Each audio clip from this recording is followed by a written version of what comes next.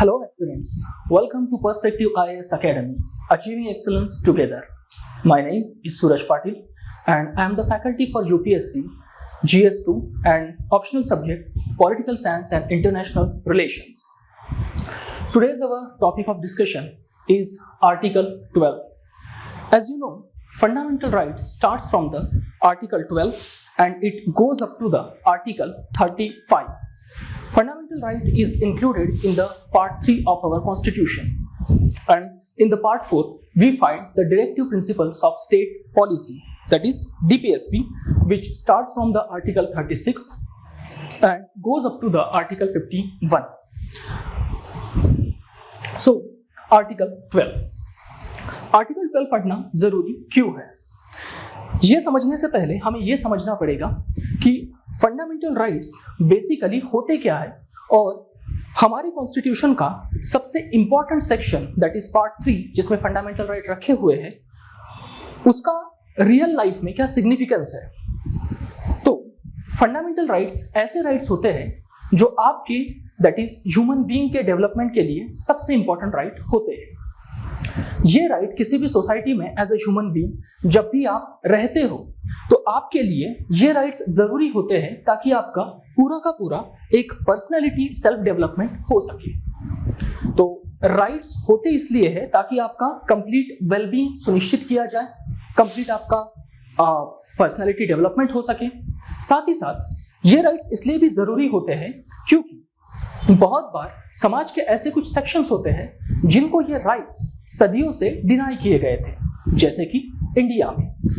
As you know, India was divided on the basis of varna system. There were 4 varnas, varna 1 that is Brahmi, varna 2 that is Kshatriya, varna 3 that is Vaishya and varna 4 that is Shudra. और इन सबसे नीचे भी एक category होती थी जिन्हें अनटचेबल्स कहा जाता था या फिर आउटकास्ट भी कहा जाता था। इन सभी के सभी वर्णास में अपने अलग अलग जातियां भी होती थी, अपने अलग अलग कास्ट भी होते थे। और आपको पता है कि जिस तरीके से हमारे जो कुछ भी एक ट्रेडिशनल हिंदू सोसाइटी गवर्न की जाती थी वो मनुस्मृति को आधार मान के that is Manusmriti as the constitution मान के उसी के बेसिस पे हमारा पूरा का पूरा कास्ट सिस्टम चलता था, जिसमें the so called upper caste के जो लोग थे उनके पास ज्यादा राइट्स थे as compared to the lower caste. लेकिन 26 जनवरी 1950 जिस दिन से हमारा कॉन्स्टिट्यूशन लागू होता है उस दिन से हमने अपने इंडिया में जो कुछ भी एक ट्रेडिशनल कास्ट सिस्टम थी या फिर अनटचेबिलिटी वाला सिस्टम थी उसको खत्म कर दिया और सबको राइट टू इक्वालिटी दे दिया। दैट इज आर्टिकल 14 के अंतर्गत हमने सबको राइट टू इक्वालिटी दे दिया है। लेकिन इसका मतलब ये नहीं है कि बस इक्वालिटी दे देने भर से समाज में इक्वालिटी आ जाएगी, उसके लिए हमें काम करना पड़ेगा। यस, और साथ ही साथ हमने अपने कॉन्स्टिट्यूशन में कुछ ऐसे राइट्स लिख दिए थे जो कि ये सुनिश्चित करे कि समाज के हर तबके को इस कॉन्स्टिट्यूशन का बेनिफिट मिले, फायदा मिले। फंडामेंटल राइट अगर वायलेट करने की सबसे ज्यादा कैपेसिटी किसमें होती है तो वो होता है हमारे देश का स्टेट, दैट इज हमारी गवर्नमेंट। अगर आप देखोगे तो एक केस है, बहुत ही फेमस केस है, that is PD Shamdasani case versus Central Bank of India. 1952 का ये केस है। हम इस केस के ऊपर थोड़ी देर में आएंगे, लेकिन समझ लीजिए कि हमारे फंडामेंटल राइट को सबसे ज्यादा खतरा किससे होता है। तो according to the various political thinker and the constitution makers, अगर आप दुनिया के किसी भी कॉन्स्टिट्यूशन को उठा के देखोगे तो हमेशा आपको जो भी राइट्स है उनको सबसे ज्यादा खतरा लिखा हुआ है दैट इज उस देश की गवर्नमेंट से, because state is the very powerful thing. उनके पास देश का तिजोरी होता है, दैट इज इंडिया के केस में कंसोलिडेटेड फंड ऑफ इंडिया। उनके हाथ में वेरियस एजेंसीज होती है, दैट इज ईडी, सीबीआई, आप कह सकते हैं पुलिस, आर्मी, ठीक है। उसके साथ साथ उनके पास ये सभी एजेंसीज होने की वजह से उनके पास एक बहुत ही एक्स्ट्राऑर्डिनरी लेवल का पावर कॉन्सेंट्रेट होता है। और जब इतना पावर एक स्टेट के पास कॉन्सेंट्रेट होता है तो वो एक सर्वशक्तिमान बन जाता है, जिसे आप ओमनीपोटेंट कह सकते हो। और इसीलिए इस पावरफुल स्टेट से डील करने के लिए आपके हाथ में कुछ ना कुछ राइट्स होने चाहिए। और इसीलिए दुनिया के लगभग हर कॉन्स्टिट्यूशन में, दैट इज मॉडर्न कॉन्स्टिट्यूशन में, आजकल आपको देखने को मिलेगा कि हर कॉन्स्टिट्यूशन में नागरिकों के कुछ राइट्स सुनिश्चित किए गए हैं जिसे किसी भी देश की सरकार चाहकर भी वायलेट नहीं कर सकती। बिल्कुल सेम प्रिंसिपल इंडिया में भी फॉलो किया जाता है। इंडिया में पार्ट 3 आर्टिकल 12 to 35 आपके फंडामेंटल राइट्स को मेंशन करता है, और अगर उनका वायलेशन होता है तो आपके पास पूरी आजादी होती है कि आप अंडर आर्टिकल 32 सुप्रीम कोर्ट के पास या फिर अंडर आर्टिकल 226 हाई कोर्ट के पास फरियाद लेकर जा सकते हैं, जिससे कि आपका वायलेट हुआ फंडामेंटल राइट को आप रिस्टोर कर सको। तो आर्टिकल 12 जब स्टार्ट होता है तो वो बेसिकली एक डेफिनेशन ऑफ स्टेट देता है, जैसे कि हमने अभी अभी डिस्कस किया है कि आपके फंडामेंटल राइट को मैक्सिमम जो थ्रेट होता है वो स्टेट से होता है। और इसीलिए सबसे पहले हमें पता होना चाहिए कि अगर आपका फंडामेंटल राइट वायलेट हो रहा है तो स्टेट होता क्या है, या फिर स्टेट इस वर्ड में कौन कौन सी एंटिटीज आती है। क्या इसमें सिर्फ लेजिस्लेचर आता है जो कि हमारे लिए लॉ बनाता है, जैसे कि देश का पार्लियामेंट या फिर स्टेट लेजिस्लेचर? क्या इसमें सिर्फ एग्जीक्यूटिव आता है, that is council of minister of the union, that is Modi ji और उनका मंत्रिमंडल, या फिर हर एक स्टेट का भी उसमें एग्जीक्यूटिव आता है? साथ ही साथ क्या उसमें लोकल अथॉरिटीज आती है, जैसे कि म्युनिसिपैलिटीज, जैसे कि पंचायत, इंप्रूवमेंट ट्रस्ट, ये सब कुछ भी आता है? या फिर इसमें कोई अदर अथॉरिटीज भी आती है? अदर अथॉरिटीज मतलब जो एग्जीक्यूटिव, लेजिस्लेचर और साथ ही साथ लोकल अथॉरिटीज में जो नहीं आते, क्या वो भी अदर अथॉरिटीज आते हैं? तो वही हमें समझना है आर्टिकल 12। तो लेट्स स्टार्ट, हम अभी शुरू करते हैं। Article 12 definition of state. तो हम समझते हैं कि जो स्टेट हमारे राइट्स को इतना ज्यादा थ्रेट दैट इज पोज करता है, वो स्टेट होता क्या है, या फिर उस स्टेट के डेफिनेशन में कौन कौन सी स्टेट की एंटिटीज आती है। तो fundamental right, it is included in the part 3 of the Indian Constitution and it range from article 12 to 35. So fundamental rights start ही होते हैं आर्टिकल 12 से। तो पहला ही आर्टिकल 12 है जिसमें हम स्टेट के बारे में जानने वाले हैं। एक फेमस केस है PD Shamdasani versus Central Bank of India, 1952 का ये केस है, जहां पे हुआ ये था कि पिटिशनर का जो प्रॉपर्टी है, दैट इज जो भी पिटिशनर थे उनका प्रॉपर्टी, उसको टच किया गया था एक प्राइवेट इंडिविजुअल के द्वारा, प्राइवेट इंडिविजुअल। और इस केस में प्राइवेट इंडिविजुअल जो है वो है सेंट्रल बैंक ऑफ इंडिया। अब आप कहेंगे कि ये प्राइवेट इंडिविजुअल कैसा हो गया, ये तो एक बैंक है। उस वक्त ये जो बैंक है ये प्राइवेट बैंक थी, सेंट्रल बैंक ऑफ इंडिया, और ये जो बैंक है ये नेचुरल इंडिविजुअल नहीं है, नेचुरल पर्सन नहीं है जैसे कि हम ह्यूमन बीइंग होते हैं। ये जो बैंक है ये एक आर्टिफिशियल पर्सन है, आर्टिफिशियल पर्सन दैट इज जिसे कानून के तहत बनाया गया है। तो इस केस में PD Shamdasani versus Central Bank of India 1952, इस केस में बोला गया था फंडामेंटल राइट्स का जो भी प्रोटेक्शन है वो अवेलेबल है। किसके खिलाफ अवेलेबल है, मतलब अगर किसने वायलेट किया तो प्रोटेक्शन आपको दिया जाएगा, that is arbitrary state action. अगर आपके फंडामेंटल राइट को स्टेट वायलेट करता है आर्बिट्ररीली, तो आप अपना फरियाद लेकर अंडर आर्टिकल 32 सुप्रीम कोर्ट या फिर अंडर आर्टिकल 226 हाई कोर्ट में जा सकते हैं। इसका मतलब PD Shamdasani versus Central Bank of India case में यह बोला गया था कि अगर आपका फंडामेंटल राइट वायलेट होता है और अगर आपको फरियाद करनी है तो आप सिर्फ arbitrary action of the state के खिलाफ कर सकते हैं, ना कि प्राइवेट इंडिविजुअल के खिलाफ। बिकॉज कोर्ट ने यह भी कहा था कि मान लीजिए कि अगर किसी प्राइवेट इंडिविजुअल ने आपका राइट वायलेट कर दिया है तो उसके खिलाफ आपको सफिशिएंट प्रोटेक्शन पहले से ही अवेलेबल है हमारे देश के ऑर्डिनरी लॉ में, that is ordinary law of India के तहत आपके जितने भी राइट्स वायलेट हो रहे हैं वो सारे के सारे सफिशिएंटली प्रोटेक्टेड हैं हमारे ऑर्डिनरी लॉ से। और इसीलिए पार्ट 3 को अगर वायलेट किया जाता है, पार्ट 3 में से अगर किसी भी आर्टिकल को, जो आपका फंडामेंटल राइट है, उसको अगर वायलेट किया जाता है तो आप सुप्रीम कोर्ट या हाई कोर्ट के पास जा सकते हो। बस कंडीशन एक होनी चाहिए, वायलेटर जो है वो खुद स्टेट होना चाहिए, ना कि प्राइवेट इंडिविजुअल। ठीक है, लेट्स मूव फर्दर। तो स्टेट में कौन कौन सी एंटिटीज इंक्लूड होती है, दैट इज हम लोग कौन कौन से स्टेट के एंटिटीज को स्टेट का हिस्सा मानते हैं। तो सबसे पहला है government and parliament of India, that is हमारे देश के जो एग्जीक्यूटिव है, that is council of minister, that is prime minister और उनका जो काउंसिल ऑफ मिनिस्टर मंत्रिमंडल होता है वो एग्जीक्यूटिव में आता है, जो लॉज एग्जीक्यूट करते हैं। और हमारे देश का लेजिस्लेचर जहां पे हमारा लॉ बनता है, that is law making process जहां पे होती है उसे लेजिस्लेचर कहा जाता है। और जो वो उस लॉ को एग्जीक्यूट करते हैं, उन लॉज को इंप्लीमेंट करते हैं, उन्हें एग्जीक्यूटिव कहा जाता है। दूसरा, government and legislature of each state. इसका मतलब जो भी हमारा सेंट्रल गवर्नमेंट है, तो सेंट्रल गवर्नमेंट में जो भी हमारा लेजिस्लेचर है और एग्जीक्यूटिव है वो आएंगे। और अगर हम स्टेट की बात करते हैं तो उसमें भी स्टेट का, दैट इज स्टेट गवर्नमेंट का जो भी लेजिस्लेचर है और एग्जीक्यूटिव है, that is chief minister plus उनका काउंसिल ऑफ मिनिस्टर, और लेजिस्लेचर जहां पे हमारे एमएलएस बैठते हैं, जिसे विधान भवन भी बोला जाता है।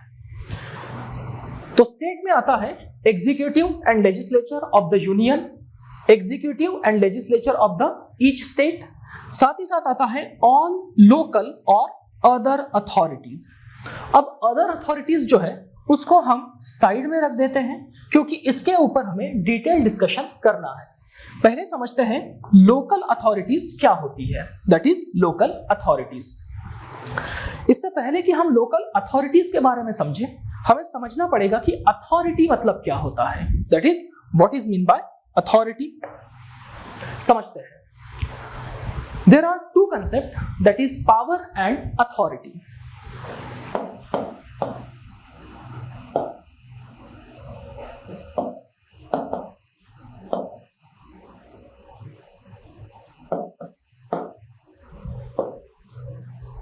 इसे एक एग्जांपल की सहायता से समझते हैं तो वो जरा ज्यादा जल्दी समझ में आएगा। पावर का मतलब होता है it is the ability of an individual to make the things done by another. I repeat, ये एक इंडिविजुअल का एबिलिटी होता है जो ये एबिलिटी पजेस करता है कि वो दूसरों से अपने काम करवा के ले, चाहे विलिंगली चाहे अनविलिंगली। तो पावर का मतलब होता है कि आप अपने काम दूसरों से करवा के ले सकते हो on the basis of force, चाहे वो विलिंगली करवाओ या फिर अनविलिंगली। तो मान लीजिए कि आप एक गैंगस्टर हो, जैसे कि आपने गैंगस्टर को देखा है, तो गैंगस्टर के पास पावर होता है।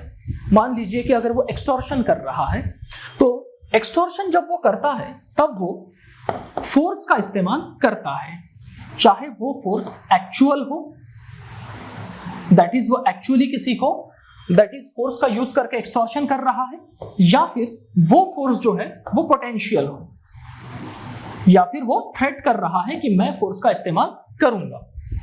दैट इज अगर आपने मुझे एक्सटॉर्शन का पैसा नहीं दिया तो मैं फोर्स का इस्तेमाल, दैट इज वायलेंस का इस्तेमाल कर सकता हूं। यहां पे हमें फोर्स का मतलब वायलेंस समझना है। तो यहां पे जो भी गैंगस्टर है वो फोर्स का इस्तेमाल करके दूसरों से एक्सटॉर्शन का मनी ऐट रहा है, लेकिन यहां पे जो भी उसका पावर है, उसके पावर के साथ एक चीज मिसिंग है, that is legitimacy. What is mean bye legitimacy? Legitimacy का मतलब होता है लीगैलिटी। ठीक है, समझते हैं दूसरे एग्जांपल के साथ लीगैलिटी क्या होती है। जैसे कि हमने अभी देखा कि गैंगस्टर के पास पावर होता है, वो फोर्स यूज करता है, चाहे वो एक्चुअल हो या फिर वो पोटेंशियल हो, दैट इज वो थ्रेट दे रहा है कि मैं वायलेंस का यूज करूंगा अगर आपने मुझे एक्सटॉर्शन का पैसा नहीं दिया। तो गैंगस्टर के पास पावर है, लेकिन जो हमारे आईएएस ऑफिसर होते हैं या फिर IRS ऑफिसर होते हैं, तो जब भी आप टैक्स वसूलने के लिए जाते हो, जब भी आप टैक्स के लिए जाते हो या फिर आप लोगों से टैक्स वसूल रहे हो, तो आपके पास as an IAS officer tax वसूल करने का पावर भी है, और साथ ही साथ आपको गवर्नमेंट ने ये पावर दिया है, ये लेजिटिमेसी दी है, अकॉर्डिंग टू लॉ आपको ये पावर मिला है कि आप वो टैक्स वसूल कर सकते हो।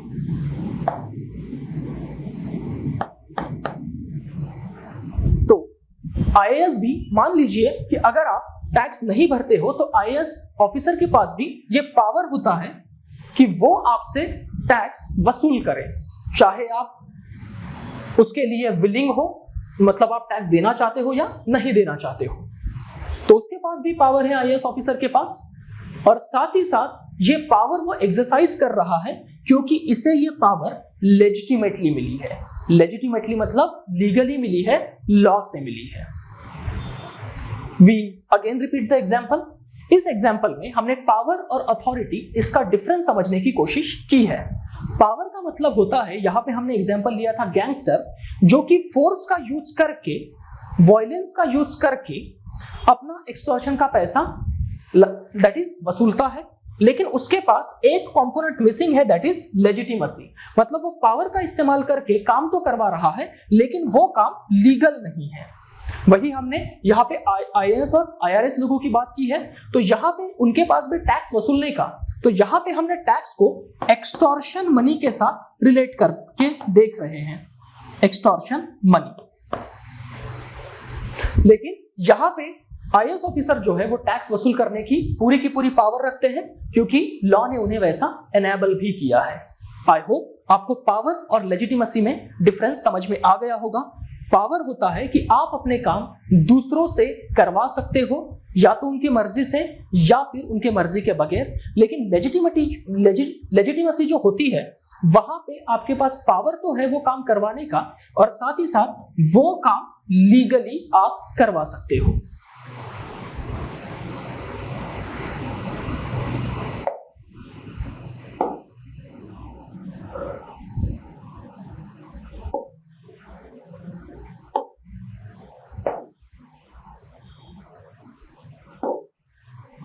यस, तो हम थे all local and other authorities with in the territory of India. तो हम समझते हैं, तो अथॉरिटीज का मतलब अब आपको समझ में आ गया होगा।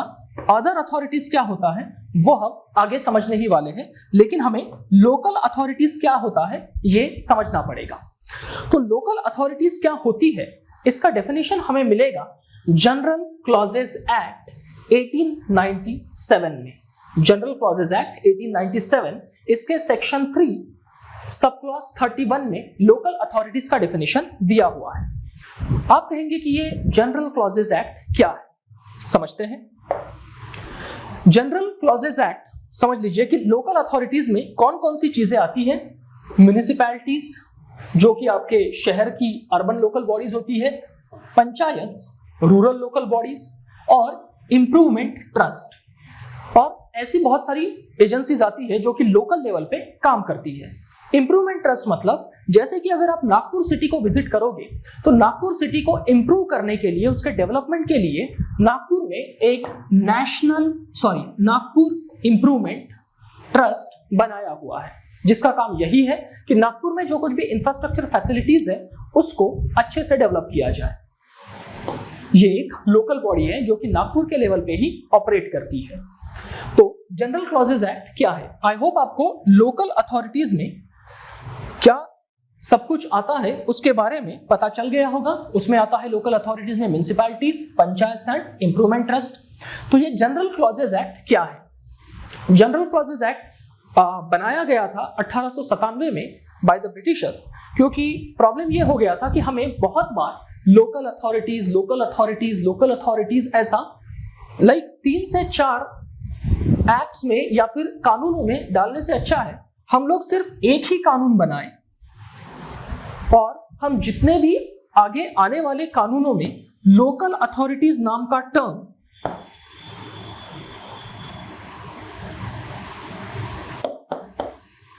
जिस भी कानून में हमें लोकल अथॉरिटीज का टर्म ऐड करना है तो हम हर बार लोकल अथॉरिटीज में कौन सी चीजें आएंगी उसको हर बार एक्सप्लेन नहीं करेंगे। बेटर है उसके लिए एक सेपरेट कानून बनाया जाए और यहीं पे हम लोग लोकल अथॉरिटी यहां पर उसका डेफिनेशन दे देंगे और यहीं पे लिख देंगे कि लोकल अथॉरिटीज में कौन कौन सी चीजें आए।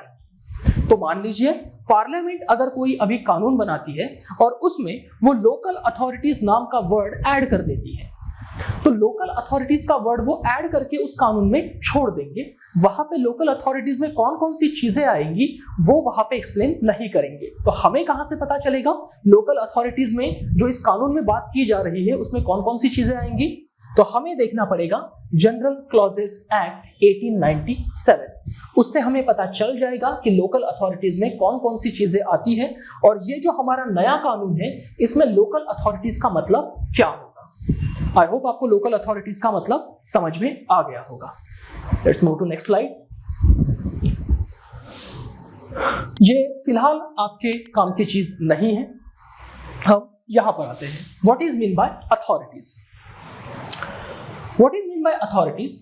तो अगर आप वेबस्टर डिक्शनरी के बारे में अगर जानते हो, जो कि ऑक्सफोर्ड डिक्शनरी होता है वैसे ही एक वेबस्टर डिक्शनरी भी होता है, तो वहां पे अथॉरिटी का एक मीनिंग दिया है। उसका मीनिंग है अ पर्सन और a body who is exercising the power to command. That is एक ऐसा पर्सन या फिर एक ऐसा बॉडी। पर्सन मतलब यहां पे आप मोनार्क समझ सकते हो, किंग या फिर क्वीन।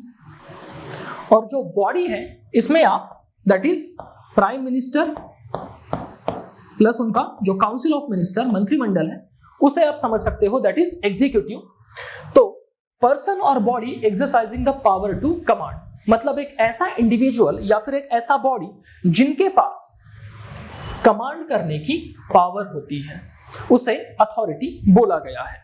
ऑब्वियस है कि इसमें फिर से दो चीज आएंगी। अथॉरिटी है पावर प्लस लेजिटिमेसी, जो कि हमने थोड़ी ही देर पहले समझा था। तो hence in the context of article 12 the word authority means, तो अथॉरिटी में कौन कौन सी चीजें आएंगी? Laws, order, regulation, bylaws, notification etcetera. ये सारी की सारी चीजें अथॉरिटीज में इंक्लूड होगी। जहां पे आपने बहुत बार ये वर्ड सुना होगा जीआर, गवर्नमेंट जीआर निकालती है, दैट इज गवर्नमेंट रेगुलेशन। ये भी वर्ड अथॉरिटी में आ जाएगा क्योंकि ये जो लॉज होते हैं इसमें फोर्स ऑफ लॉ होता है, दैट इज लॉ इसे एनफोर्स कराता है और साथ ही साथ इसे एनफोर्स कराने का पावर भी होता ही होता है।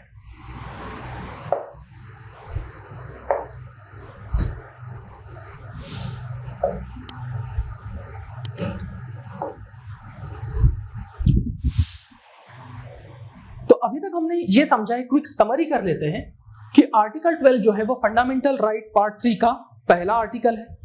उसमें बात की गई है कि स्टेट इस वर्ड में कौन कौन सी चीजें इंक्लूड होगी। तो उसमें हमने देखा number 1 that is executive and legislature of the union, number 2 executive and legislature of the each state, number 3 all local authorities and the other authorities. तो हमने लोकल अथॉरिटीज के बारे में समझा, उसका डेफिनेशन दिया हुआ है जनरल क्लॉजेज एक्ट 1897 में। और अब हम बात करने वाले हैं अदर अथॉरिटीज के बारे में। तो इशू ऑफ कंटेंशन आर्टिकल 12 में सब कुछ ठीक ही चल रहा था, लेकिन इशू ऑफ कंटेंशन क्या हो गया? दैट इज कौन सी वो चीज है जिसकी वजह से आर्टिकल 12 में इतने ज्यादा that is time to time बदलाव आ रहे हैं। तो हमें अभी समझना है आर्टिकल 12 के एवोल्यूशन के बारे में। द इशू ऑफ कंटेंशन क्या था? ये जो टर्म है, कौन सा टर्म? Other authorities. ये जो टर्म है ये काफी वेग टर्म है। वेग टर्म इसलिए क्योंकि अदर अथॉरिटीज में कौन कौन सी चीजें आएंगी ये हमें पता नहीं है, ना ही कहीं पे ये डिफाइन किया गया है।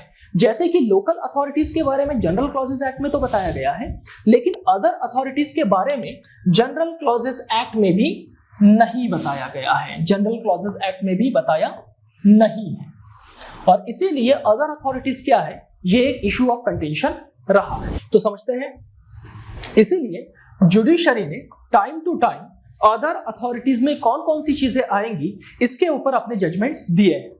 तो यहां से स्टार्ट होता है हमारा एक लीगल जर्नी, जहां पे हम आर्टिकल 12 के एवोल्यूशन के बारे में समझने वाले हैं। ठीक है, तो जब हम स्टार्ट करते हैं तो हमें अदर अथॉरिटीज इस टर्म का जो भी मतलब है वो इनिशियली हमारी इंडियन जुडिशरी ने काफी रेस्ट्रिक्टिव सेंस में दिया था। रेस्ट्रिक्टिव सेंस में कैसे, देखते हैं। तो उसमें पहला केस है university of Madras versus Shantabai, 1954 Madras high court ने यह डिसीजन दिया था। 1954 का केस है, मद्रास हाईकोर्ट ने इसके बारे में अपना वर्डिक्ट दिया था। तो उन्होंने ये कहा था, दैट इज इस केस में इशू ये हुआ था कि जो फीमेल स्टूडेंट है, जो भी यूनिवर्सिटी ऑफ मद्रास है, उन्होंने फीमेल स्टूडेंट को एडमिट करने से मना कर दिया था। उन्होंने कहा था कि हम सिर्फ मेल स्टूडेंट्स को एडमिशन देंगे, फीमेल स्टूडेंट को नहीं। और इसीलिए उस वक्त हमारा इंडियन कॉन्स्टिट्यूशन एनफोर्स हो चुका था और इसीलिए फीमेल स्टूडेंट जो है वो मद्रास हाईकोर्ट पहुंच गई और उन्होंने ये कहा कि ये हमारे आर्टिकल 15 का वायलेशन है on the basis of sex. As you know, article 15 जो है वो कुछ सर्टेन ग्राउंड्स के ऊपर डिस्क्रिमिनेशन करने से रोकता है। तो उसमें से एक ग्राउंड सेक्स है, दैट इज आप मेल या फीमेल सेक्स के ऊपर किसी के भी साथ डिस्क्रिमिनेशन नहीं कर सकते। तो मुद्दा पहुंच गया मद्रास हाईकोर्ट में। तो मद्रास हाईकोर्ट ने इसके ऊपर क्या कहा? मद्रास हाईकोर्ट ने यह कहा कि ये जो यूनिवर्सिटी है ये मद्रास यूनिवर्सिटी एक्ट के द्वारा बनाई गई थी। मद्रास यूनिवर्सिटी एक्ट के द्वारा वो यूनिवर्सिटी बनाई गई थी। तो फिर क्वेश्चन ये अरोज हो रहा था कि ये जो यूनिवर्सिटी है जो कि गवर्नमेंट के एक एक्ट के द्वारा बनाई गई है, क्या ये स्टेट के अंदर आएगी? दैट इज, क्या ये स्टेट के अंदर आएगी? क्या स्टेट इस टर्म को कवर करता है? तो डिसीजन क्या दिया था सुप्रीम कोर्ट ने? Other authorities could only indicate the authorities of like और द सेम नेचर।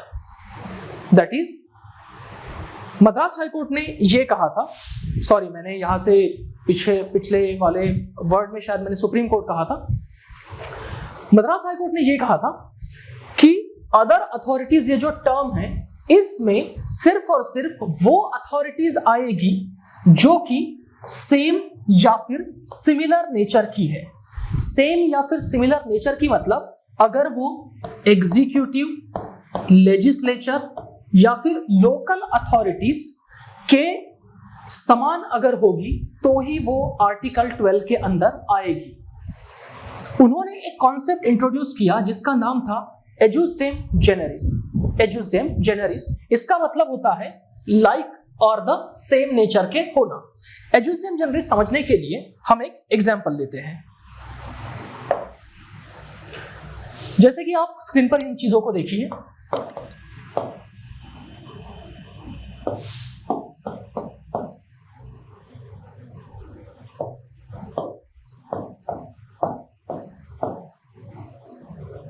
जैसे कि यहां पे आप देखोगे तो मैंने लिखा है मोबाइल, टैबलेट, पर्सनल कंप्यूटर और यहां पे मैंने एक डैश रखा है। दैट इज, आपको फिल इन द ब्लैंक्स करना है।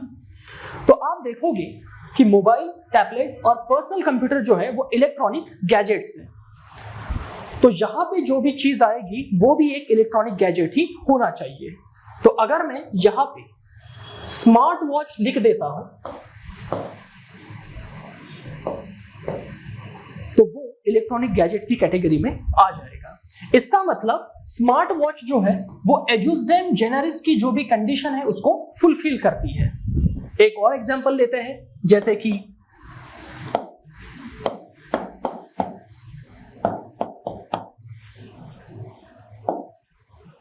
बाइक, कार, ट्रक और यहां पे हमने डैश दिया है। तो यहां पे आपको that is fill in the blank करना है। अगर आप बाइक, कार और ट्रक को देखोगे तो ये सारी जो चीजें हैं वो सारी की सारी ऑटोमोबाइल है। तो आपको इस डैश में भी एक ऑटोमोबाइल की ही चीज दैट इज फील करनी होगी। तो अगर मैं यहां पे लिख देता हूं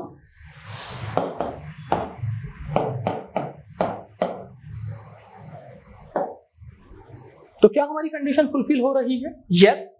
सो ऑटो रिक्शा जो है वो हमारी एजुस्डेम जेनेरिस की कंडीशन को फुलफिल कर रहा है। आई होप आपको एग्जांपल समझ में आया होगा। तो यहां पे भी मद्रास हाईकोर्ट ने यही कहा था कि यूनिवर्सिटी जो है वो एजुस्डेम जेनेरिस की जो कुछ भी कंडीशन है उसको फुलफिल नहीं कर रही है, क्योंकि वो एग्जीक्यूटिव, लेजिस्लेचर या फिर जो भी हमारी लोकल अथॉरिटीज है उसके सिमिलर नहीं है। Introduce the concept of ejusdem generis, term other authorities could only mean, ये मद्रास हाईकोर्ट का ऑब्जर्वेशन था, अथॉरिटीज एक्सरसाइजिंग द गवर्नमेंटल और the sovereign function. Madras high court ने यह कहा कि हमारी जो कुछ भी अथॉरिटीज होंगी जो कि सिमिलर काइंड की होनी चाहिए, वो ऐसी अथॉरिटीज होनी चाहिए जिन्होंने या तो गवर्नमेंटल या फिर सॉवरेन फंक्शंस को परफॉर्म करना चाहिए। और यहाँ पे जो भी मद्रास यूनिवर्सिटी है वो गवर्नमेंटल या फिर सॉवरेन फंक्शंस को परफॉर्म नहीं कर रही थी। गवर्नमेंटल या सॉवरेन फंक्शंस होते क्या है? गवर्नमेंटल या फिर सॉवरेन फंक्शन स्टेट के होते क्या है? तो जैसे कि देश का डिफेंस करना, देश के लिए आर्म फोर्सेस रेज करना, किसी भी देश के साथ या तो वॉर करना या फिर पीस ट्रीटी साइन करना, ये सॉवरेन या फिर गवर्नमेंटल फंक्शन के अंडर आते हैं। फॉरेन अफेयर्स को डील करना, या फिर आपके पास ऐसा पावर है कि आप या तो किसी की टेरिटरी को एक्वायर कर सकते हो और उसे रिटेन कर सकते हो। अगर ये पावर आपके पास है, दैट इज किसी बॉडी के पास है, तो वो बॉडी ऐसा माना जाएगा कि गवर्नमेंटल और सॉवरेन फंक्शंस को परफॉर्म कर रहे हैं। तो क्या यूनिवर्सिटी ऑफ मद्रास ये सारे काम परफॉर्म कर रही थी? ऑब्वियस है no, and that is why Madras high court ने जो भी हमारा पहला केस है, that is university of Madras versus Shantabai, इस केस में यह कहा था कि यूनिवर्सिटी स्टेट इस टर्म के अंदर नहीं आएगा क्योंकि वो एजुस्डेम जेनेरिस की कंडीशन को फुलफिल नहीं करता है। दैट इज वो सॉवरेन और गवर्नमेंट फंक्शंस को परफॉर्म नहीं करती है और इसीलिए यूनिवर्सिटी ऑफ मद्रास स्टेट इस टर्म के अंदर कवर नहीं होगी। तो अगर हमें 1954 इस केस में इंपॉर्टेंट फाइंडिंग समझनी है तो इंपॉर्टेंट फाइंडिंग ये है कि कोर्ट ने एजुस्डेम जेनेरिस नाम का कंसेप्ट इंट्रोड्यूस कर दिया था। चलते हैं अगली केस के ऊपर। तो यहां पे आप देख सकते हो, since university is not performing any such function, that is sovereign और गवर्नमेंट फंक्शन, यूनिवर्सिटी परफॉर्म नहीं कर रहा था, it can not be treated as a state, तो उसे स्टेट नहीं बोला जा सकता। तो हमने पहले केस में देखा कि मद्रास हाईकोर्ट ने काफी रेस्ट्रिक्टेड इंटरप्रिटेशन दिया था अदर अथॉरिटीज का, लेकिन बाद में जो दूसरा केस आता है that is Ujjambai versus state of UP, इस केस में सुप्रीम कोर्ट ने अदर अथॉरिटीज इस टर्म का काफी लिबरल इंटरप्रिटेशन दिया था। यह केस है 1962 में और इसे सुप्रीम कोर्ट ने डिसाइड किया था। तो इस केस में अगर आप देखोगे तो सीधा सा बोल दिया गया है सुप्रीम कोर्ट के द्वारा कि मद्रास हाईकोर्ट ने जो एजुस्डेम जेनेरिस का कॉन्सेप्ट दिया था हम उसे रिजेक्ट करते हैं। दैट इज मद्रास हाईकोर्ट ने जो एजुस्डेम जेनेरिस का कॉन्सेप्ट लगाया था हम उसे रिजेक्ट करते हैं क्योंकि जो भी legislature, that is legislature, executive और लोकल अथॉरिटीज, ये जो तीनों बॉडीज है जो कि आर्टिकल 12 में लिखी गई है, इन तीनों में कोई कॉमन जीनस नहीं है। That is no rational common genus running through these bodies. That is supreme court ने यह कहने की कोशिश किया है मद्रास हाईकोर्ट के उस डिसीजन को पलटते हुए कि मद्रास हाईकोर्ट ने जो एजुस्डेम जेनेरिस की कंसेप्ट बताई थी वो कंसेप्ट में हमें सभी की सभी अथॉरिटीज ऐसी होनी चाहिए जो कि सिमिलर काइंड की हो, जो गवर्नमेंट और सॉवरेन फंक्शंस परफॉर्म करती हो।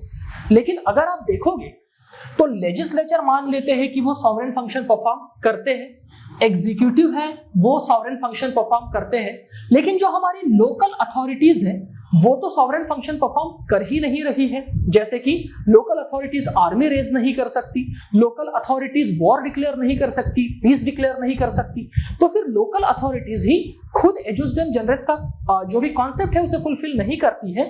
तो आप ये कैसे बोल सकते हो कि एजुस्डेम जेनेरिस का कॉन्सेप्ट फुलफिल करने के लिए हमारे पास ऐसी ही अथॉरिटीज होनी चाहिए जो इन तीनों के समान है, क्योंकि ये तीनों अथॉरिटीज एक दूसरे के साथ खुद समान नहीं है। और इसीलिए उज्जम्बाई केस में सुप्रीम कोर्ट ने एजुस्डेम जेनेरिस इस कंसेप्ट को रिजेक्ट कर दिया। क्यों? क्योंकि article 12 specifically name the bodies like government of the union and states, legislature of the union and state, that is ये एग्जीक्यूटिव है, ये लेजिस्लेचर है और ये लोकल अथॉरिटीज है, ऐसा आर्टिकल 12 में बोला गया है। But there is no rational common genus running through these bodies, क्योंकि लोकल अथॉरिटीज के पास तो सॉवरेन और गवर्नमेंट फंक्शन परफॉर्म करने का कोई पावर ही नहीं है, तो लोकल अथॉरिटी खुद एक ऑड मैन आउट है वहां पे, तो इसमें खुद में एजुस्डेम जनरिस का कॉन्सेप्ट फुलफिल नहीं हो रहा है, तो हम बाकी केसेस में भी एजुस्डेम जनरिस का कॉन्सेप्ट नहीं लगा सकते। तो ये था उज्जम्बाई केस का वर्ड। हम एक बार फिर से रिपीट करते हैं, हमने पहला जो केस देखा था शांताबाई में, वो मद्रास हाईकोर्ट ने उसका डिसीजन दिया था, उसमें मद्रास हाईकोर्ट ने एजुस्डेम जेनेरिस का कॉन्सेप्ट इंट्रोड्यूस किया था। लेकिन जो दूसरा केस होता है उज्जम्बाई केस 1962 में, उसमें सुप्रीम कोर्ट ने मद्रास हाईकोर्ट के डिसीजन को पलट दिया और ये कहा कि हम एजुस्डेम जेनेरिस के कॉन्सेप्ट को रिजेक्ट कर रहे हैं, क्योंकि इसमें कोई भी रैशनल कॉमन जीनस नहीं है।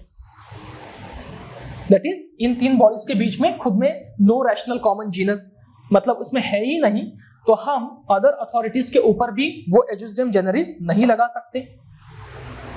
तीसरा केस आता है Rajasthan electricity board versus Mohanlal, ये 1967 का केस है। सुप्रीम कोर्ट ने इसे डिसाइड किया था और ये एक इंपॉर्टेंट केस है। यहां से हम लोग जितने भी केस आगे देखने वाले हैं उसके लिए ये केस समझना काफी इंपॉर्टेंट है।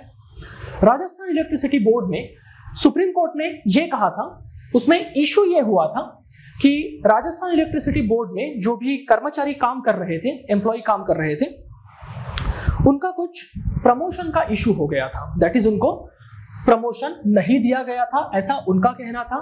तो उन्होंने राजस्थान इलेक्ट्रिसिटी बोर्ड के खिलाफ एक याचिका दायर की और उसमें उन्होंने ये कहा कि मेरा आर्टिकल 15 जो कि इक्वालिटी से डील करता है और आर्टिकल 16 जो अगेन इक्वालिटी से डील करता है, ये वायलेट हो रहा है। तो सुप्रीम कोर्ट ने अपने डिसीजन में क्या कहा, तो सुप्रीम कोर्ट ने पहले ही एजुस्डेम जेनेरिस के कंसेप्ट को रिजेक्ट कर दिया है और यहां पे सुप्रीम कोर्ट ने कुछ एक नया टेस्ट या फिर नई गाइडलाइंस देने का ट्राई किया है। तो उन्होंने ये कहा है अदर अथॉरिटीज में वो सारी की सारी अथॉरिटीज आएगी जो क्रिएट की गई है either by the constitution of India और by the laws made by the parliament, जिसे आप स्टैट्यूट भी बोलते हो। I repeat, Rajasthan electricity board में सुप्रीम कोर्ट ने यह कहा था कि अदर अथॉरिटीज में वो सारी अथॉरिटीज आएगी जो या तो क्रिएट की गई है कॉन्स्टिट्यूशन के द्वारा या फिर क्रिएट की गई है स्टैट्यूट के द्वारा, दैट इज पार्लियामेंट्री लॉ के द्वारा, और जिनके पास एक पावर है जो कि उन्हें लॉ से मिलती है। दैट इज बेसिकली, अगर हम समरी में देखें तो अदर अथॉरिटीज में वो चीजें आएंगी जिन्हें क्रिएट किया गया है या तो कॉन्स्टिट्यूशन में या फिर उस बॉडी को क्रिएट किया गया है, दैट इज पार्लियामेंट्री लॉ के द्वारा। और उन्होंने यह भी कहा था कि it is not necessary for these statutory authorities to be engaged compulsorily in sovereign और गवर्नमेंट फंक्शंस। जैसे कि हमने देखा था पहले केस में, शांताबाई के केस में, मद्रास हाईकोर्ट ने यह कहा था कि कोई भी अथॉरिटी अदर अथॉरिटी में तभी आएगी जब वो या तो सॉवरेन या फिर गवर्नमेंट फंक्शन परफॉर्म कर रही है। लेकिन राजस्थान इलेक्ट्रिसिटी बोर्ड में सुप्रीम कोर्ट ने क्लियरली कह दिया है कि अगर वो बॉडी सॉवरेन या गवर्नमेंटल फंक्शन परफॉर्म नहीं भी कर रही है तो भी वो अदर अथॉरिटीज के दायरे में आएगी, अगर वो क्रिएट की गई है कॉन्स्टिट्यूशन के द्वारा या फिर पार्लियामेंट्री लॉ के द्वारा। Hence it will cover the Rajasthan electricity board. तो सुप्रीम कोर्ट ने यह कहा कि राजस्थान इलेक्ट्रिसिटी बोर्ड जो कि एक लॉ से बनाया गया था, that is electricity supply act 1948, इस एक्ट के तहत राजस्थान इलेक्ट्रिसिटी बोर्ड को बनाया गया था। इसका मतलब ये गवर्नमेंट स्टैट्यूट, गवर्नमेंट लॉ के द्वारा बनाया गया था और इसीलिए Rajasthan electricity board will be covered under the article 12 the expression state. और इन्होंने जो भी शांताबाई केस में रूलिंग दिया गया था, university is not a state, अब वो डिसीजन भी पलटने जाने वाला है जो कि हम अगले केस में देखने वाले हैं। आई repeat, Rajasthan electricity board case में सुप्रीम कोर्ट ने अपने जजमेंट में यह कहा था कि हर एक वो बॉडी जो कि क्रिएट की गई है either by the constitution or by the parliament law, they will be covered under the term state under article 12। और उस बॉडी को जरूरी नहीं है सॉवरेन या फिर गवर्नमेंटल फंक्शंस परफॉर्म करना। तो फोर्थ केस जो है उमेश वर्सेस वीएन सिंह, जो कि पटना हाई कोर्ट ने डिसाइड किया था इन द ईयर ऑफ 1968। उन्होंने जो भी सुप्रीम कोर्ट ने राजस्थान इलेक्ट्रिसिटी बोर्ड में जो भी जजमेंट दिया था उसको यूज किया और ये कहा कि पटना यूनिवर्सिटी जो है वो स्टेट है, क्योंकि वो गवर्नमेंट के एक एक्ट से बनाया गया था। तो राजस्थान इलेक्ट्रिसिटी बोर्ड ये एक लैंडमार्क जजमेंट है हमें आगे के केसेस को समझने के लिए। द नेक्स्ट केस है हमारे पास सुखदेव सिंह वर्सेस भगत राम। ये 1975 का केस है जो कि सुप्रीम कोर्ट ने डिसाइड किया था। तो सुप्रीम कोर्ट ने फिर से राजस्थान इलेक्ट्रिसिटी बोर्ड ने जो कुछ भी गाइडलाइंस दिए थे, जो भी टेस्ट दिए थे, उसी को फॉलो किया और उन्होंने ये डिसीजन दिया कि ओएनजीसी दैट इज एक पीएसयू है, एलआईसी लाइफ इंश्योरेंस कॉर्पोरेशन और IFC that is industrial finance commission, ये सारी की सारी जो बॉडीज है, even though they are created for the commercial purposes but they will be added in the term state। ONGC, LIC और IFC ये सरकार ने कमर्शियल पर्पसेस के लिए बनाई है, लेकिन वो फिर से स्टेट के अंदर आएगी क्योंकि they are created by the statute of parliament, that is वो पार्लियामेंट के लॉ के द्वारा बनाई गई थी और इसीलिए वो स्टेट के अंदर आएगी। तो याद रखिएगा राजस्थान इलेक्ट्रिसिटी बोर्ड का जजमेंट इसलिए काफी इंपॉर्टेंट है क्योंकि उसमें यह टेस्ट दी गई थी कि अगर बॉडी या तो लॉ के दैट इज या तो पार्लियामेंट के लॉ के अंडर या फिर अगर कॉन्स्टिट्यूशन से बनाया है तो वो स्टेट का हिस्सा होगी। तो यहाँ पे ओएनजीसी, एलआईसी, आईएफसी ये पार्लियामेंट के लॉ के द्वारा बनाया गया था, जैसे कि एलआईसी बनाया गया था लाइफ इंश्योरेंस कॉर्पोरेशन एक्ट 1956 और जो भी ओएनजीसी है वो बनाया गया था oil and natural gas commission act 1959।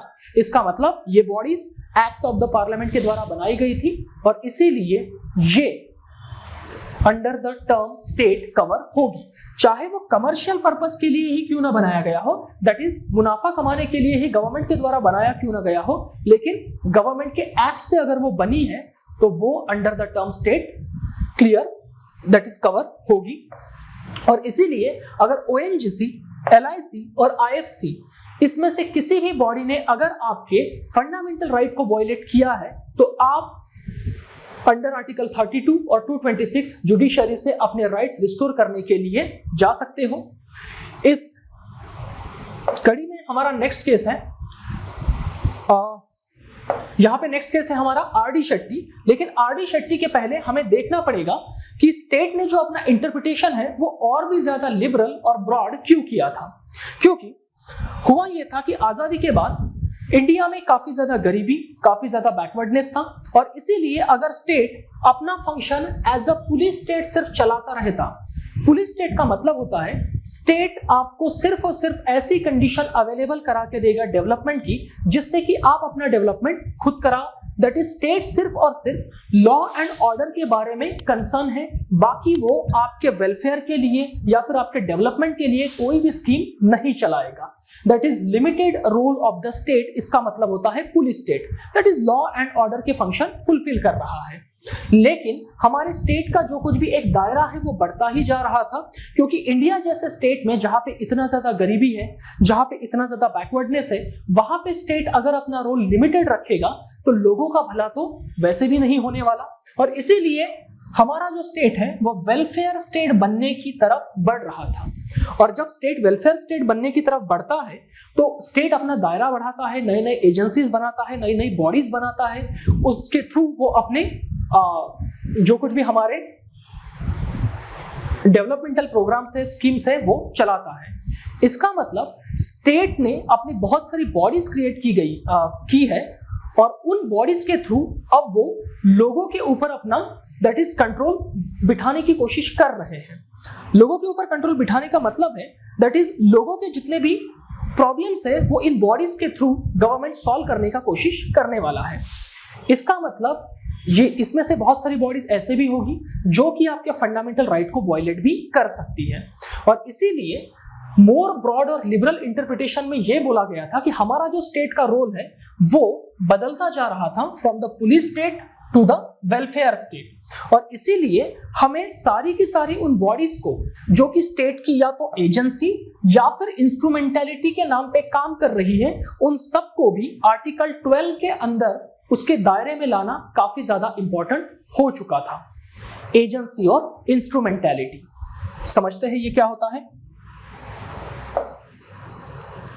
Next case है हमारा R D Shetty versus international airport authority of India 1979 supreme court. यहां पे इशू ये हुआ था इस केस में कि जो भी हमारे पिटिशनर हैं उन्होंने टेंडर भरा था, और उनका टेंडर जो भी हमारा ये ऑर्गेनाइजेशन है that is international airport authority of India IAAI, उन्होंने वो रिजेक्ट कर दिया था।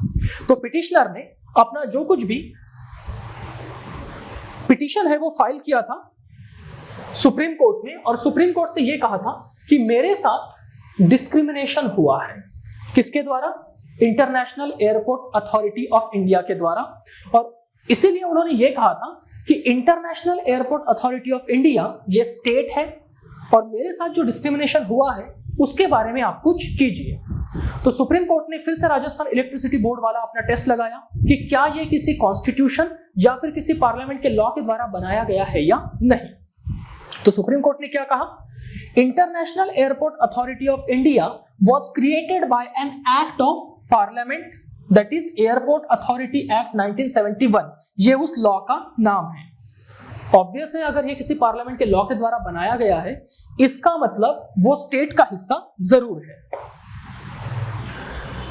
साथ ही साथ सेंट्रल गवर्नमेंट के पास ऐसी बहुत सारी पावर थी जिससे कि international airport authority of India में जो कुछ भी चेयरपर्सन है उनकी अपॉइंटमेंट कर सकते थे गवर्नमेंट अपने द्वारा। साथ ही साथ उनके जो बोर्ड है उसके मेंबर्स है उनकी भी अपॉइंटमेंट कर सकते थे। Also the capital needed bye international airport authority of India was provided by the central government itself. मतलब ये जो बॉडी बनाई गई थी तो इसके लिए जो कुछ भी कैपिटल चाहिए था, पैसा चाहिए था, वो भी सरकार ने ही दिया था। It means even though International Airport Authority of India was not a government department, ये गवर्नमेंट का डिपार्टमेंट नहीं है, गवर्नमेंट का इसके ऊपर डायरेक्ट कंट्रोल नहीं है, कोई मिनिस्टर नहीं है, but it was acting as a agency और इंस्ट्रूमेंटेलिटी ऑफ द गवर्नमेंट। लेकिन ये गवर्नमेंट की एजेंसी या फिर इंस्ट्रूमेंटेलिटी के नाम पर काम कर रहे हैं, तौर पे काम कर रहे हैं।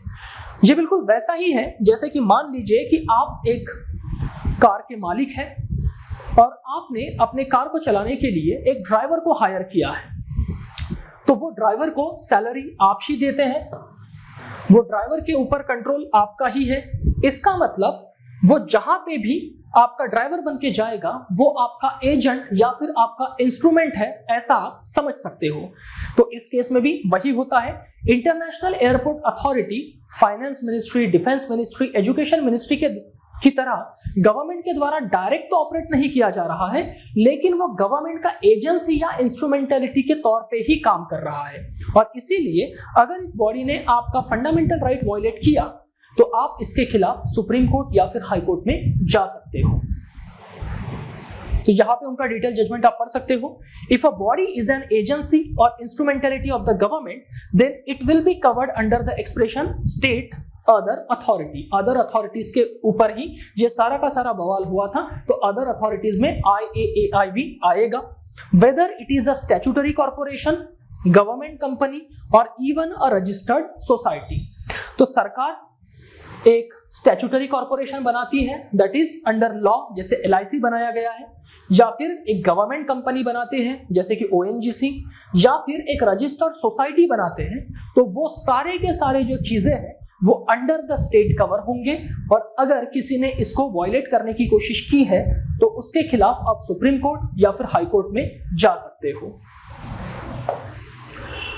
Supreme Court didn't focus on the functional aspect of the International Airport Authority of India। तो सुप्रीम कोर्ट ने ये नहीं देखा कि एयरपोर्ट अथॉरिटी ऑफ इंडिया जो है वो कौन से काम, कौन से फंक्शन परफॉर्म कर रही है।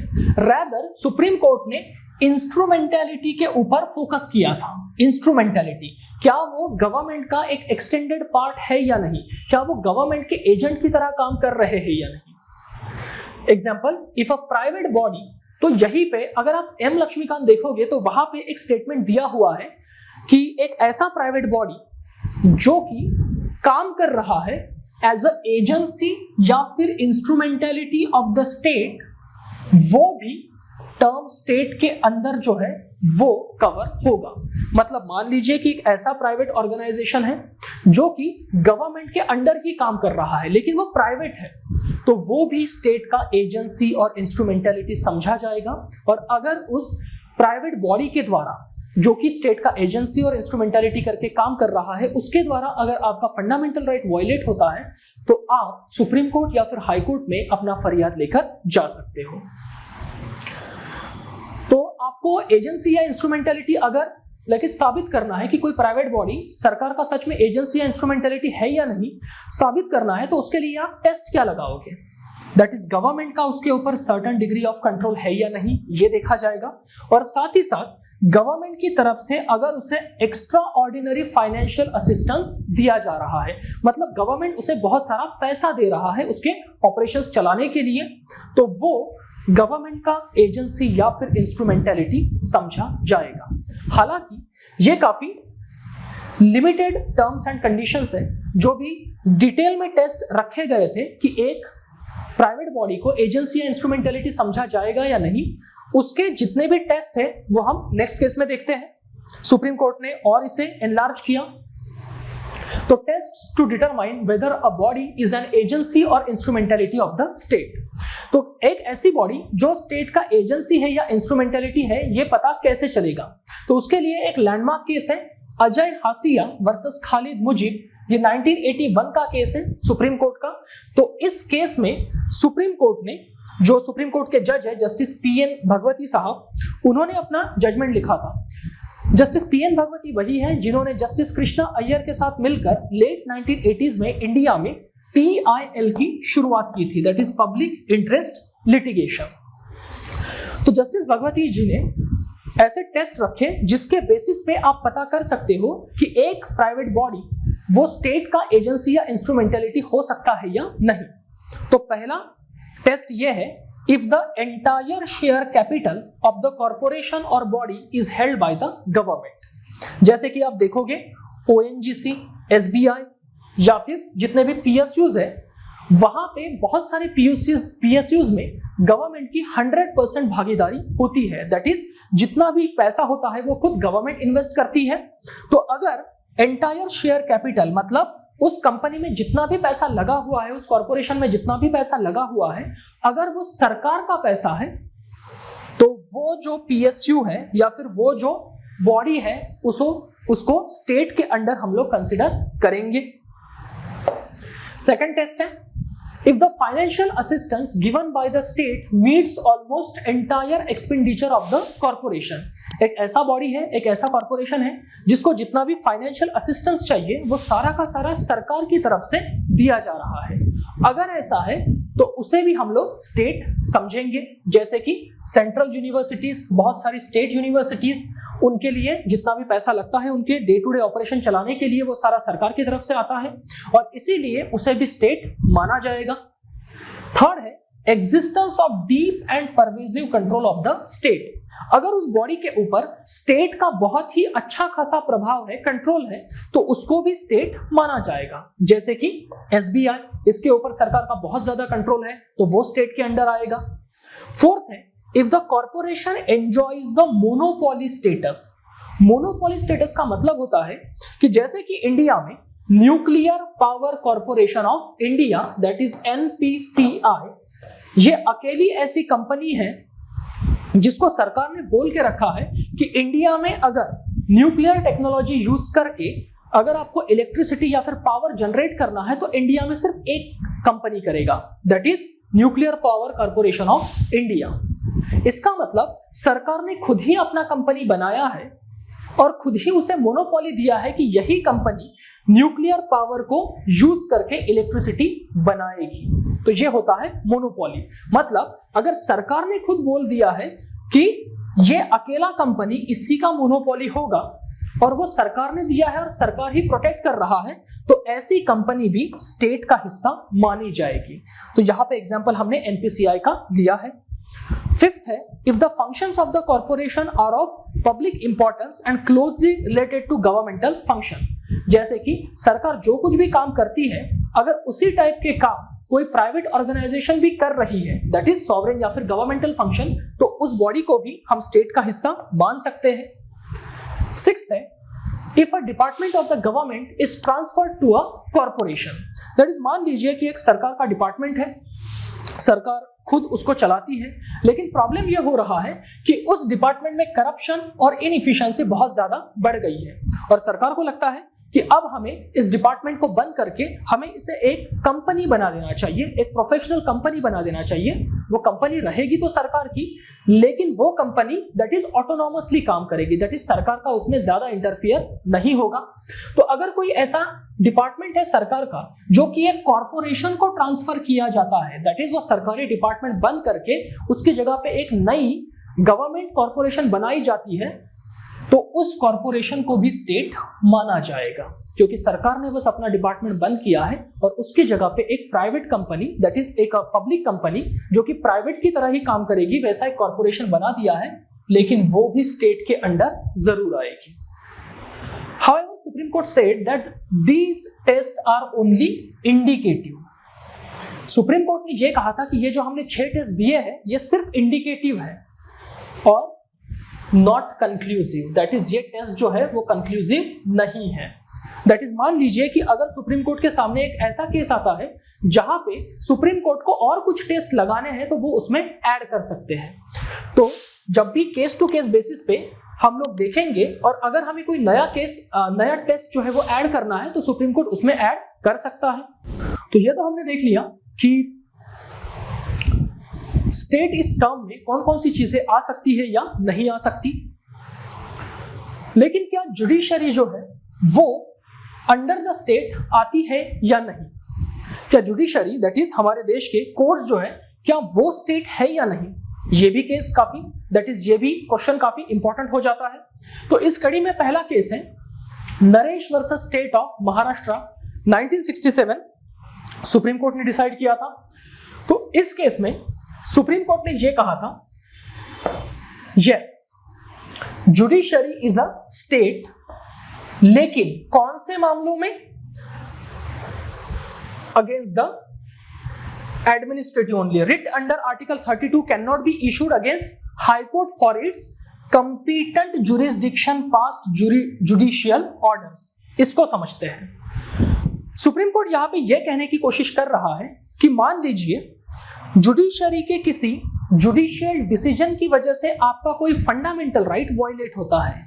आई रिपीट, जुडिशरी के किसी जुडिशियल डिसीजन की वजह से अगर आपका फंडामेंटल राइट वायलेट होता है तो ये आपके फंडामेंटल राइट का वायलेशन नहीं माना जाएगा।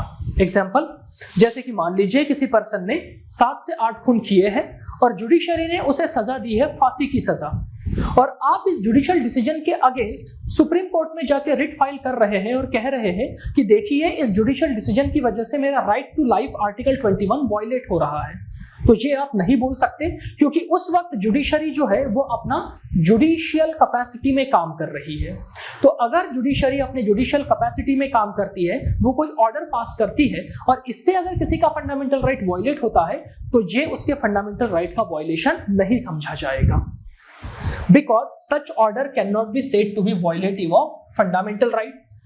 तो पहले केस में Naresh versus state of Maharashtra case में बस सुप्रीम कोर्ट ने इतना कह दिया था कि अगर किसी भी जुडिशियल ऑर्डर की वजह से, कॉम्पिटेंट जुडिशियल ऑर्डर की वजह से आपका कोई भी फंडामेंटल राइट वायलेट होता है तो जुडिशरी स्टेट नहीं होगी और आप जुडिशरी के खिलाफ रिट दायर नहीं कर सकते। नेक्स्ट केस में और क्लैरिटी आएगी। नेक्स्ट केस जो है उसका नाम है AR अंतुले वर्सेस RS नायक, और यह केस डिसाइड किया था सुप्रीम कोर्ट ने 1988 में। AR अंतुले, जैसे कि आपको पता होगा, ये महाराष्ट्र के चीफ मिनिस्टर भी रह चुके हैं पास्ट में।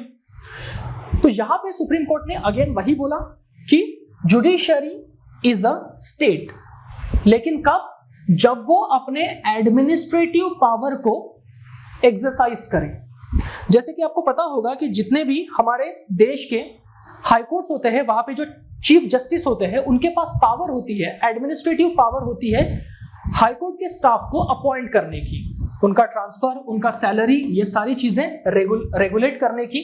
और इसीलिए मान लीजिए कि अगर किसी हाई कोर्ट के जज के द्वारा, हाई कोर्ट के चीफ जस्टिस के द्वारा अगर उनकी एडमिनिस्ट्रेटिव पावर एक्सरसाइज की जा रही है और इससे अगर आपका फंडामेंटल राइट वायलेट होता है तो yes, judiciary is a state और इसके खिलाफ अगर आप रिट फाइल करते हो अपने फंडामेंटल राइट को एनफोर्स करने के लिए तो उस रिट को एडमिट किया जाएगा।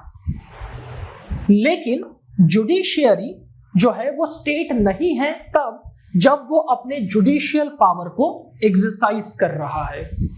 दैट इज, इस केस में यही हुआ था कि whether the judiciary falls under the term state और नॉट, तो जुडिशरी फॉल करती है यस अगर वो जुडिशरी अपने एडमिनिस्ट्रेटिव पावर का गलत इस्तेमाल करती है, आर्बिट्ररी मैनर में इस्तेमाल करती है, तो यस इसके खिलाफ आप फंडामेंटल राइट के लिए रिट फाइल कर सकते हो। लेकिन जुडिशरी अगर अपने जुडिशियल पावर का इस्तेमाल करके कोई डिसीजन देती है और इससे अगर आपका फंडामेंटल राइट वायलेट होता है तो जुडिशरी को स्टेट का हिस्सा नहीं माना जाएगा। एक लेटेस्ट केस है, ये हमारी इस वीडियो का लास्ट केस है। लेटेस्ट केस 2015 का है, Riju Prasad Sharma versus the state of Assam, supreme court. यहां पे भी सुप्रीम कोर्ट ने वही कहा है कि जो भी रिट है जुडिशरी के खिलाफ वो तभी एडमिट की जाएगी अगर जुडिशरी ने अपने एडमिनिस्ट्रेटिव पावर का गलत इस्तेमाल करके आपके फंडामेंटल राइट को वायलेट किया है।